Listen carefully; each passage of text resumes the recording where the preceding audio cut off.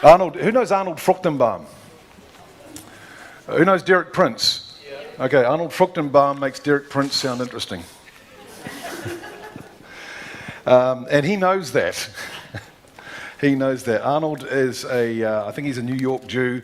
He has a very monotone accent. His jokes are dry and extremely funny. But it's just told in this monotone. Like he talks about Passover and he says most people think that Jews eat lamb at Passover. We don't. We eat chicken. Those that are more orthodox have it prepared by Rabbi Sanders, and then he just goes on and on and on. You know. But he realized that that the world is moving on from printed material, and that audiobooks were the new thing. And so he said, I need somebody to narrate my books. And Johan Janssen van Vuren, who is the New Zealand director of Ariel Ministries for Fruchtenbaum, said, I know just the guy. I used to listen to him on Rhema. And so I ended up narrating 3 books for Arnold Fruchtenbaum and another book called Israel Betrayed. That was the hardest of the books to narrate, because it talks about how the church has betrayed Israel for 2,000 years. And by the church, I don't just mean the Catholic Church. I mean us, the Protestant Church, purposely betraying Israel, not accidentally. If you grow up in a church that is supersessionist or replacement theology that says God's done with the Jews, they killed Jesus, so God's done with them. And if you grew up in that, you can be forgiven for not knowing the truth. But the people that did this to Israel knew the truth, and they did it anyway.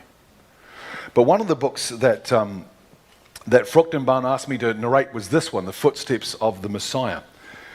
And footsteps is a term that the rabbis use. They say when you see this, and I'll mention this in this message, that when you see the footsteps of the Messiah, it's time to put on your Sabbath clothes to get ready to party. Because the King is coming. Now, I'm not going to talk about the tribulation in this message, because in some ways it's irrelevant. I mean, I have my beliefs on the tribulation. My wife has different beliefs. I don't care. Seriously, I don't. Some people believe in pre-trib. Some people believe in mid-trib. Some people believe in post-trib. Chuck Missler used to talk about pan-trib. You know, it'll all pan out in the end. At some point, Thessalonians says there'll be a trumpet call.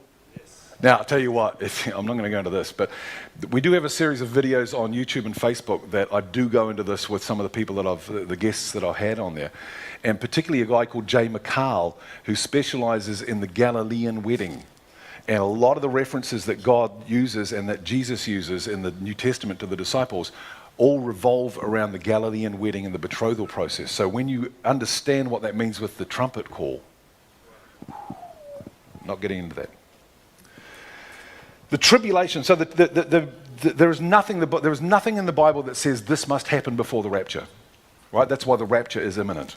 The tribulation is not imminent, because there are certain things that have to happen before it starts. And Daniel 9:27 is a great place to go to. And please excuse me while I try and find that in this Bible, because I've left my real Bible behind. I had to grab this one, which is like a New Living Translation. That's all right. I use the King James. I just love the King James. Love the language. Daniel 9:27.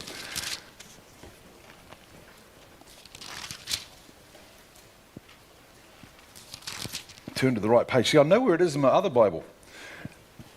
Sorry, so let's go from verse 26. After this period of 62 sets of sevens, the anointed one will be killed, that's Messiah, appearing to have accomplished nothing, and a ruler who will arise, whose armies will destroy the city and the temple.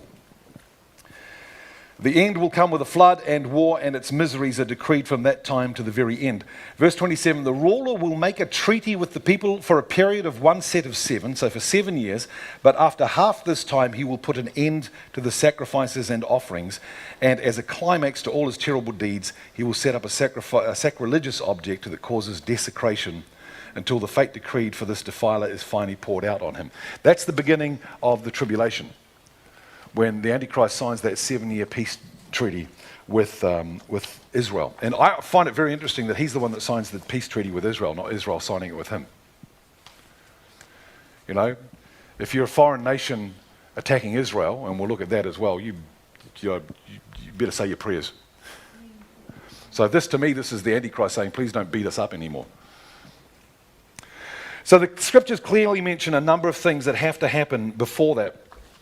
And the first one of those is the wars and rumors of wars. World Wars I and II, which most historians see World War II as a continuation of World War I. There's Jerusalem under Jewish control.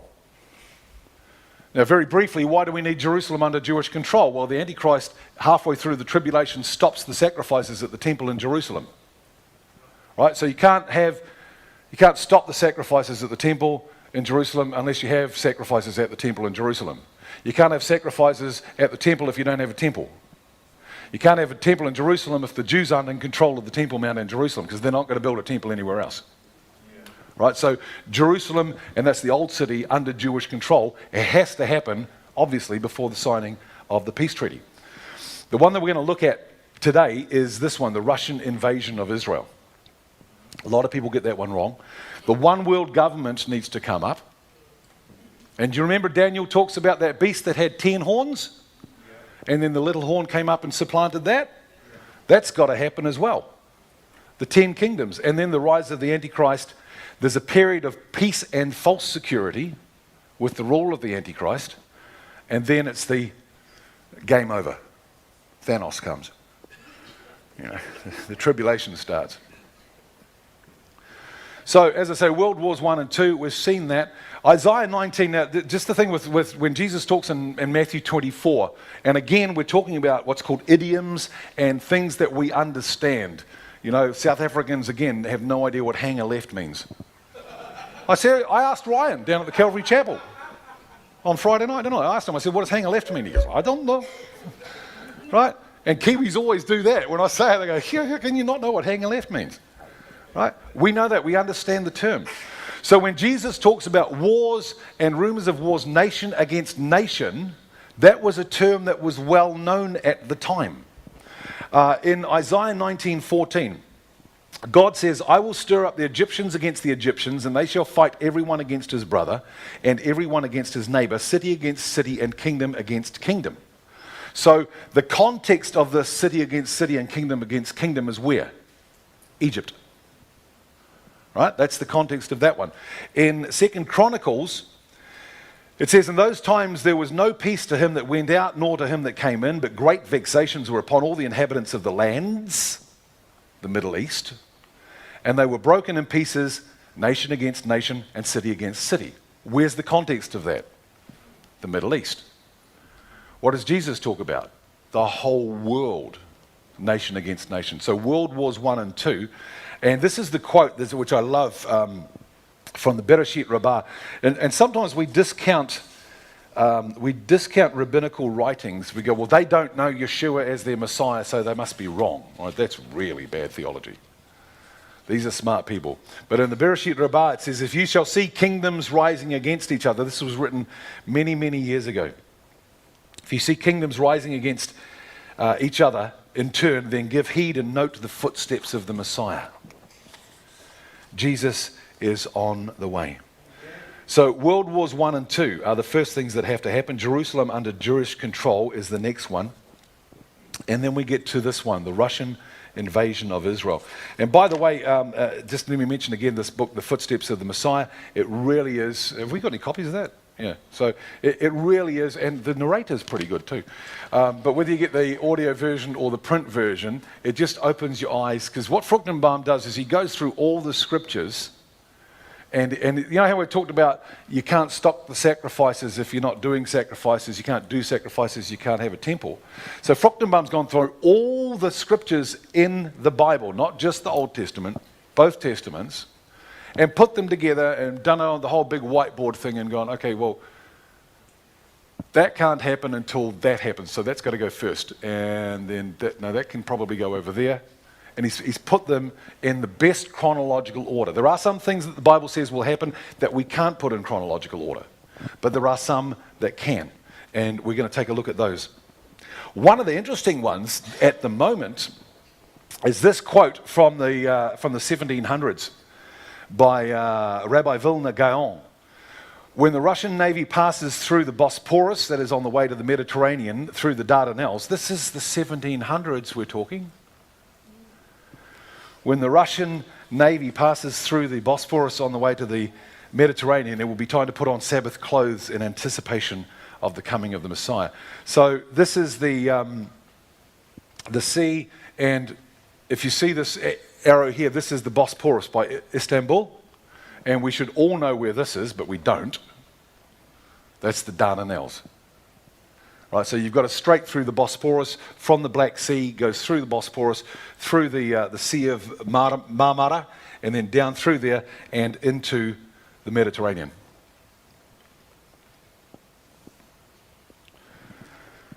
What's happening at the moment? Russia's flexing their muscles. Right? Is this what we're seeing at the moment? I have no idea. But what we have to see before the tribulation starts, according to the Bible, is we have to see a Russian-led coalition invade Israel. It's got to happen. I'm just going to flick through these ones. Trying to remember where I'm up to with my PowerPoints. I didn't used to use PowerPoints when I was preaching in church, when I was pastoring. I just go, I want you to read it in your Bible, so then you'll see it. So Russia grabs some people, and not all people, just some people. Biblically, you've got these strange terms, Gog and Magog, which we don't understand. Well, Gog is like Avimelech or Pharaoh. Gog is simply whoever's in charge of Magog at the time. Magog is the area, the geographic region that we currently call Russia. It has always been the region that we call Russia. So when you read in the Bible that Magog invades Israel, that's Russia invading Israel. And I don't care if they changed the name from Russia to Uzbekistan. Uzbekistan might take over Putin. But whatever that's called at the time, they're the ones that invade. And they take some other people with them. And some of the friends that they take with them are actually quite interesting. When you read in Ezekiel 38, and let's just go there. Ezekiel chapter 38 and 39 is where you read about Gog and Magog. Old Testament stuff. I know, it's so confusing. Ezekiel 38. It's on page 1369.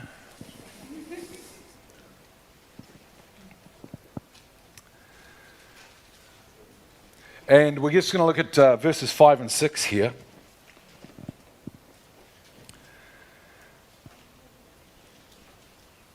Actually, no, we'll start with verse 4, because verse 4 I find is incredibly interesting. Verse 4, and this starts with, God, this is God speaking to Gog, the leader of Magog. I will turn you around and put hooks in your jaws to lead you out with your whole army. Who's doing this? Who's doing it? God. God is going, let's assume it's Putin. Right? Vladimir Putin thinks he's in control. God's going, howdy mate. Right? I'm the boss. You do what I tell you to do. Go and invade Israel. But they'll beat me up. I don't care. Right? God's in control. So God says, I'll put hooks in your jaws and lead you. In verse 5, Persia, Ethiopia, and Libya, in this New Living Translation, it's Persia, Cush, and Put, or Put. Gomer and all her hordes, all its armies, with the armies of Beth Togarmah from the distant north, and many others. When you look again, and this is what Fruchtenbaum's done in the book, which is really handy, you look at where these nations are in Old Testament, you find that it's Turkey, Russia, Ethiopia is the biblical Cush, which is really interesting. Mainly because Ethiopia was one of the first African nations to accept Judaism and Christianity. But what's happening in there at the moment? There's the tide of Islam. coming down Africa. And Gomer is Germany. So these are the countries that go against Israel. So may not be all in the right places, but pretty much that's where it is. The interesting thing with the timing of it is people go, well, hang on, this is at the end of the tribulation. This is the Battle of Armageddon.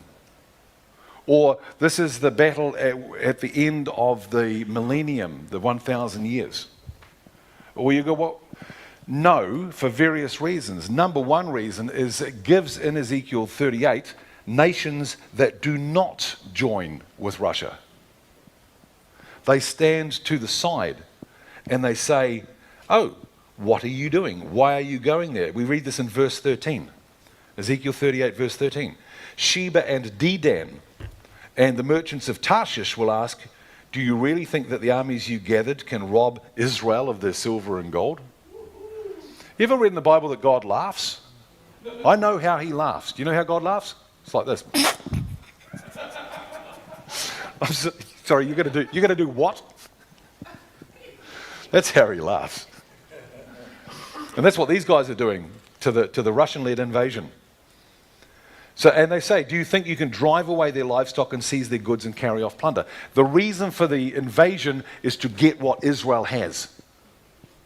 Right? And if you've looked at the Middle East, Israel has more than the rest. The Arab countries may have an awful lot of oil. Israel's got a lot more because God is blessing his people. Right? And don't make the mistake that you go, well, hang on, the nation of Israel is not godly. They're not following Yahweh they're supposed to be. Well, no, they're not. And that's prophesied too. There are two fillings of the land. And we know there's two because God says, I will bring them back into the land in disobedience. And then he says later on, I will bring them back into the land the second time in obedience. So there's only two times, and they're in the first one, in disobedience. But Russia is going to try and get what Israel has, and it's not going to happen. It's not going to work. When you read through this in chapters 38 and 39 in Ezekiel, so let's look at the Battle of Armageddon. When does that start? Ignore that. That was me pushing the wrong button. You're getting ahead of myself. When is the Battle of Armageddon? At the end of the tribulation. What happens after the Battle of Armageddon? The millennial kingdom. Jesus is reigning from Jerusalem on earth. But the Bible says that Israel are going to spend 7 months burying the dead of the invading armies and 7 years disposing of their weapons. So if this Gog and Magog invasion is at the end of the tribulation, that means for the first 7 years of the millennial kingdom, they're still dealing with the weapons. Right? But mostly, that battle is the whole world comes against Israel, not just a Russian-led coalition. And the one at the end of the millennium, that's my favorite battle of all time. Right? It would not make a very good video game, though. Right? Because it says, if you read it in Revelation, it says the whole world, Satan's let free after 1,000 years in the pit. And he gathers the armies of the world, and they all come together, and they all gather against Israel, and they surround the holy city, and fire comes down from heaven and destroys them. Oh. Okay. That was short and sweet. Nobody to bury, because they're quite literally toast. All right. So that can't be what this is talking about in Ezekiel 38. And again, that's the whole world. So this can only happen, the only time this can happen is before the tribulation. So it's a pre-tribulational event. So when anybody says, hey, the tribulation could start tomorrow, you go, no, it can't. It cannot. The other thing is, it has to start at least 3.5 years before the tribulation.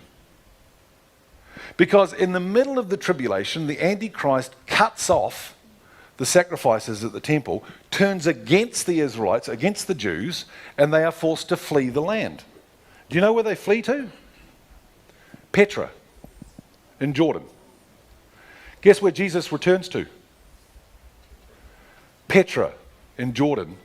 Not the Mount of Olives, He will stand on the Mount of Olives. He returns to Petra. Why does he return to Petra? Because after 3.5 years of the Antichrist's armies against the remnant of Israel, they finally call out what? Baruch haba b'shem Adonai. And Jesus goes, finally. And then he comes back, and from Petra he leads his armies back to Jerusalem. So, if they're dealing with the weapons for 7 years, if this battle happens just before the tribulation starts, they've only got 3.5 years in the land. So they can't be dealing with the weapons for 7 years if they're only in there for 3.5. So it's got to start at least 3.5 years. You know, so you talk about the end of the world, we've got tons of time. Tons of time. So having said all of that, ignore it. I just want to, you know, when you got all these people saying stupid things and people getting scared about the end of the world, all right? It ain't happening tomorrow. So everything that I just told you is completely irrelevant. In the movie Megiddo, the Amiga Code 2, one of those great tribulation movies, the hero of the movie says to the Antichrist, they're standing overlooking the valley of Megiddo. And the hero says, all your armies, all your weapons, none of it will be any use against God. And the Antichrist responds, you still don't understand. This battle between me and God is for the souls of men. Those dead bodies out there, they're not my armies. They're my trophies. They're mine. I've got them in hell forever. That's what it's about. You ever watch Penn and Teller, the magicians? Right? Penn Jillette is an absolute atheist. He's an intelligent atheist. He's a very intelligent man. Right? He's not one of those. I remember there's a Christian comedian who was. He tells a story of how he used to play golf with this. He wasn't a Christian at the time. He was an atheist, or he called himself an atheist. And he played golf with this Christian guy who was also a comedian, and he was a really bad comedian, but he was rich, and so he had like tickets to the best golf clubs, so he played golf with them. And one day this Christian guy says to Jeff Allen, he says, well, what do you think about the Bible? He says, well, I don't believe it's all a load of rubbish. He goes, well, he said, I'm an atheist. He says, well, have you read the Bible? He goes, no. He said, well, you're not an atheist. You're just a lazy moron. Right? Penn Jillette is not a lazy moron. Penn Jillette is an intelligent atheist.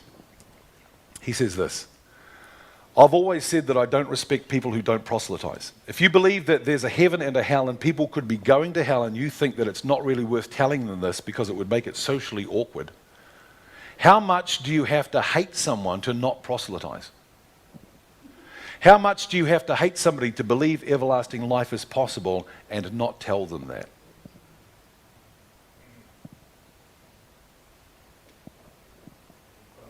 We are given authority by our King to go into all the world. Jesus says, all authority in heaven and earth has been given to me. You know, I did some checking before, and as I said, there's about 100,000 people in the Whangarei district. According to Christian statistics, 96,000 of those are going to go to hell when they die.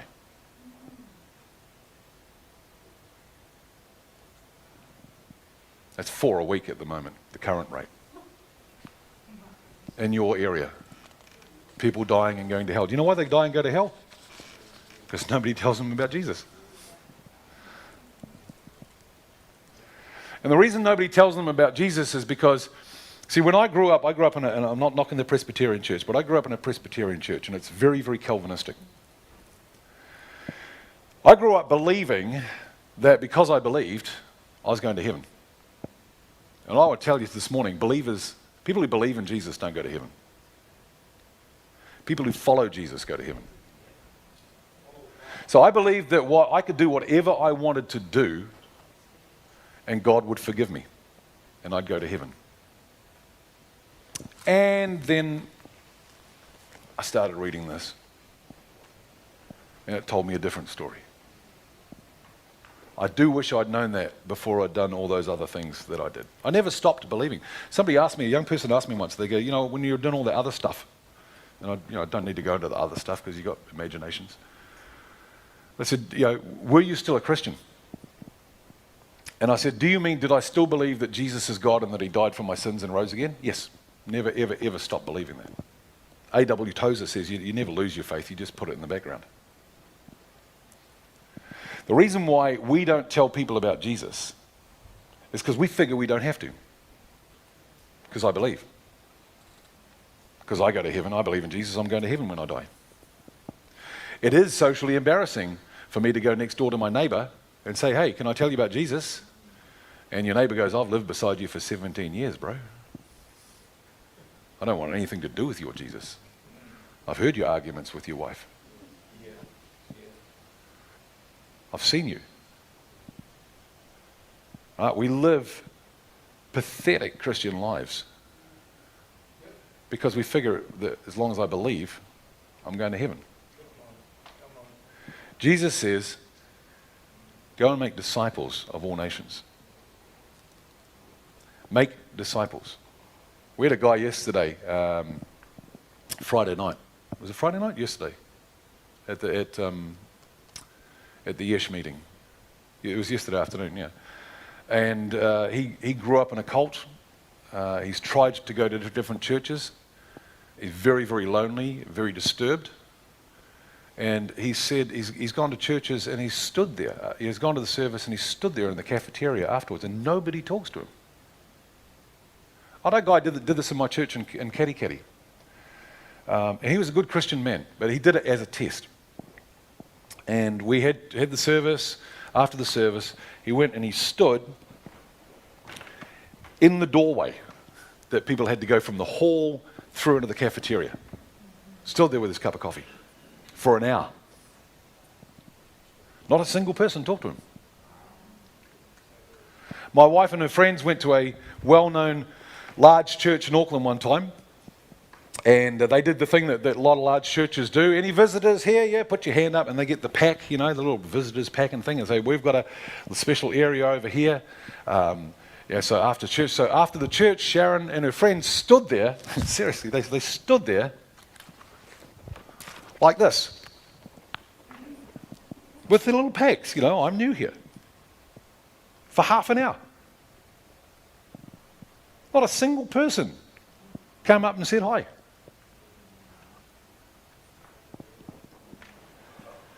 So often, those that are involved in evangelism, sadly, are a bit like World War II pilots. They're looking for another skull and crossbones on the fuselage. Yep, tick it off, got another one saved. Whoop, tick it off, got another one saved. Paul says, you have many teachers, but not many fathers. Inga died recently. Inga was a lovely guy. I remember when he came back from England, his two boys were born, the oldest boys were born in England. And he says, Rob, I'm a little bit worried about my sons. I said, why is that? He says, I was worried. He says, when I came back, and they said, oh, Daddy, do we really have to go to this school? He says, a couple of weeks later, they were going, come on, Dad, we need to go to school. He says, 2 weeks after that, they were wearing bare feet. And you go, yeah, my boys are Kiwis. Inga went to Pastor Tavali, and I don't know if any of you watched Inga's funeral at all, but Pastor Tavali Matai, and Matai is it's a chief, Samoan chief. So Inga went to Pastor Tavali, and he said, would you disciple me? And Tavali said, no. I will adopt you. If you want me to disciple you, you become part of my family. And I don't know how many men Tavali has adopted. It's quite a few. He is a true father. He is a true father who takes the time to disciple people. We're too busy worrying about us. Right? We're far too busy worrying about us. We need to go into all nations. We need to go into Kamo and Tikipanga and 3 Mile Bush, and Kensington, and Morningside, and Riverside, and Port Whangarei, and Whangarei. And don't tell them about the tribulation, and don't tell them about Russia invading Israel. Tell them about the God who died on the cross for them. That's what we're called to do. All right? The rest of it's just head knowledge. I'm an academic. I love head. You look like someone that loves head knowledge. You love stuff? You love it? Dig it in and just goes, oh, this is great. Love it. But Jesus is more interested in us going out and finding the lost and making them part of our family. I went to the Philippines a number of years ago with a team of American radio announcers, and Wayne Watson, the Christian singer, was there. Actually, can you guys come back up, because we're going to do one last song here. Wayne Watson was on the team, and one of the American announcers, he says, I remember you're at Creation Fest in 1985 or something, and you came out on stage, and this is a time when Madonna was singing like a Virgin and stuff. And he said, I remember this. He says, you came up on the stage and you stood there and you said, I don't want Madonna in my heaven. And everybody cheered. And then you said, shame on me and shame on you. Because Jesus died for Madonna. I have far too many stories. I'm not going to do it here because I haven't checked with the pastor, but I used to say in churches, I would ask everybody to stand up, and then I would define an evangelistic conversation. And I would say an evangelistic conversation is one where you tell someone about Jesus and give them an opportunity to respond if they wish to. Is that a fair, right? So I'd say everybody stand up. Is that a fair definition of an evangelistic conversation? Everybody said yes. I'd say remain standing if you've had one of those this year. In a church of 200 people, I'd be lucky to get 6 people still standing. Right? So I'm not going to do it now. You guys know if you've had those. I spoke at a church in Hastings that specializes in other people. I had to tell my daughter off. We were there as a family. We were sitting in the second row. The lady sitting in the front row, my eyes were starting to burn. And Miriam was about to say something. I just said, just don't. I couldn't ask the whole congregation to stand up because some of them couldn't stand. They're in wheelchairs. But so I said, put your hand up. Everybody put your hand up. Let me define an evangelistic conversation. An evangelistic conversation is where you tell somebody about Jesus and give them an opportunity to respond if they wish to. If you've had one of those this year, and this is like October, if you've had one of those this year, leave your hand up. They all stayed up. I said, if you had one of those this month, leave your hand up. They all stayed up. These are people that sometimes we don't want to be associated with. And Jesus goes, I died for them just as I died for you.